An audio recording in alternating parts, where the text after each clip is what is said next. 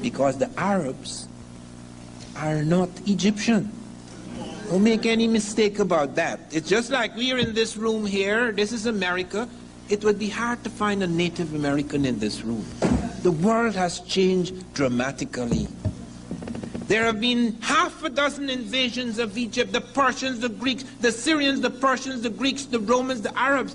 That is not Egypt. Egypt is no longer Egyptian. They have not a damn thing to do with the building of the pyramids.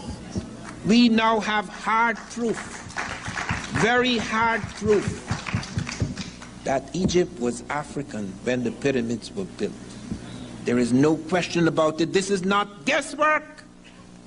This is not theory.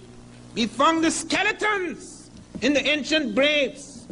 We found sculptures, which you'll never see when you go to Egypt. They don't put those things on display. But now we have the hard proof. And I'll deal with that later when we come to deal with the Egyptian section of this lecture. But I appeared before the Congressional Committee and I presented 12 witnesses, all European. Because they're going to say I'm Afrocentric if I show them this African said this. No, no, no. I'm going to take the very people that you think you will listen to.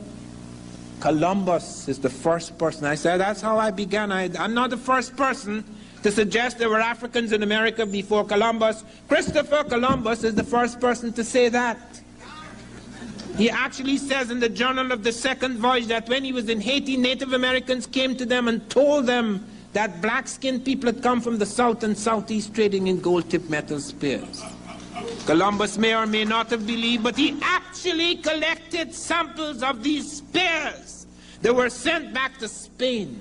They were meticulously, microscopically examined in Spain. And they were found to be identical, not just similar, identical with spears being forged in African Guinea. Of 32 parts, 18 were of gold, 6 of silver, and 8 of copper. Not only were they identical metallurgically, the words the Africans were using for these spears were the words the Americans were using.